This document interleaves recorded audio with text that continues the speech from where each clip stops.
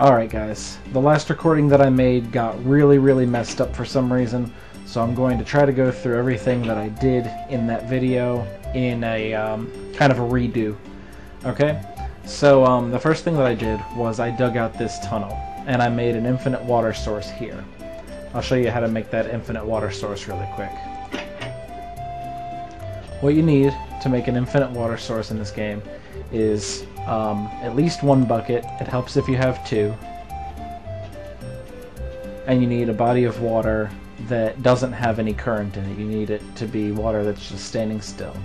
You want to right click on the water to take a bit of water, and if it's just a lake like this, just go to a different part where there's not any current flowing and take another bit of water. If it was bright outside, you could see what I mean by the current flowing. The current tries to go and fill up the space that you took, but since it's a lake with a finite amount of water in it, it can't really refill it. So, yeah. And then what I did to make the water source, the infinite water source inside my house, was you need a 2x2 square, like this. It can be in rock, it can be in ground, or whatever. And you put one bucket of water in this corner, and you put the other bucket of water in this corner, and it fills in. No matter what you do, you always, when you take water from it, it always fills back in. So you can always keep on taking infinite amounts of water for it. Okay? And I made this door, by the way. This is to keep out animals in case my main front door is left open, which I do sometimes. You want to keep at least this door closed most of the time. I dug out this tunnel, and there's a lot of cobblestone here because I found a lot of coal, and I mined out the coal, and then I filled it all back in with cobblestone. Now you want to make a lot of torches, and you want to fill your room with torches, and then I'll just expand this farm room a bit so that I can kind of redo everything that I did before. I'll just take this back wall back further so I can show you more of what needs to be done, or I can redo what needs to be done so I can show all of you how to do this farming thing. Okay?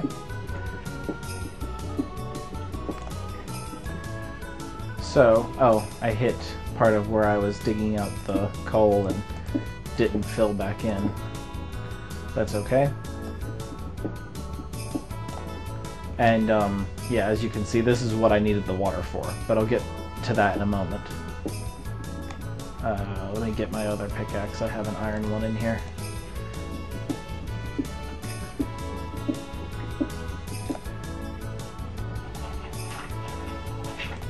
Did I bring a shovel down here?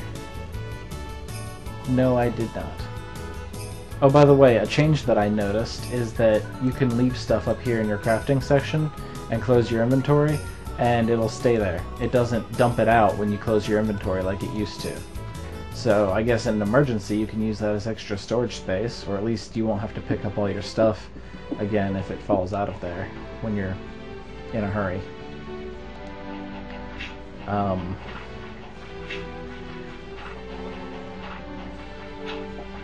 So that must have just been recently updated, because that definitely wasn't like that before. But anyway, I'm gonna do a shorter trench this time just so I don't have to spend the entire video digging. Fill all of this back in. That's also where I was digging out coal. The beauty about this farm thing is that you can expand it as much as you want, so it doesn't matter that I'm not making this area the same length as the other one. I can extend the length of it later, and it'll be okay. And either way, then what you want to do is you want to take dirt, and you want to fill in this area, and you want to leave this channel empty. Take dirt and fill in all of this. Okay, then we want to take our bucket of water and right click there, and right click there. I recommend having a walkway at least 2 spaces wide so you don't accidentally step on anything. Then you need, do I have at least another hoe? Yeah, I have a couple of them. You need to make a hoe, and I'll show you the recipe for that really quick. You take a stick there, and then you take stone or iron or whatever you want, and put one there and one there. and you have a hoe. And I'll go ahead and make that in case I need another one for later. Okay? Then you go outside, and you can see where I was digging in the dirt. You right-click on the dirt, and these little green seed things will pop out sometimes. Or actually, you want to do this on the grass, not the dirt. So you just dig at the ground, and you'll randomly get some seeds every once in a while. We want to get about 8, because that'll help. That'll be enough for now. Let me see. 1 more. That'll be enough for now. Go back in, shut that door, and come back down here. And we want to till this ground, and then you want to take the seeds and right click on each dirt space. Okay? So till the ground, and then put a seed on each one. The only reason I didn't put seeds on these is because I ran out before of seeds, but since I'm starting all over again, I am going through all of the steps to show you everything. And then you want plenty of torches down here, because these plants need light in order to grow. Okay? And yeah.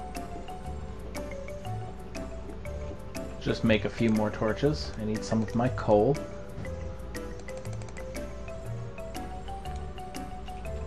And I know we don't have to use the crafting table, but since we're up here, why not?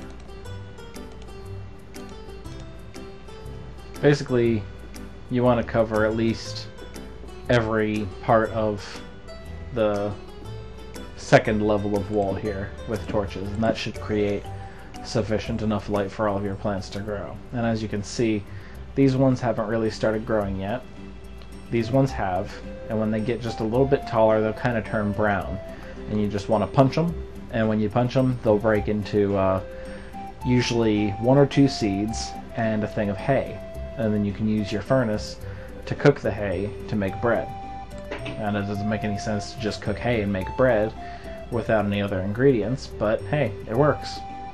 And anyway, another beautiful thing about the water flowing down the sides is you don't have to walk over your crops in order to collect most of the stuff. Most of the time the stuff will either go straight into your inventory or it'll go back into this water. And then it'll flow down the water, and you can just walk right down here and pick it up and then jump back out without damaging. Because if you walk over this, here I'll show you, if you walk over that, it turns back into dirt. If you walk over your plants enough times, it'll probably kill them. You can get away with doing it a little bit, but one of the reasons that we make this underground is so that animals don't walk around all over your plants, because that's bad. You don't want animals trampling your plants, because they'll do the same thing. They'll damage them, and then you'll have to replant, and that's no fun at all. So this has been another episode of Minecraft, one where I show you a little bit about farming. Maybe we'll build some stairs to make getting down into this area a little bit nicer and easier later on. But for now, this is the Carlzor signing off.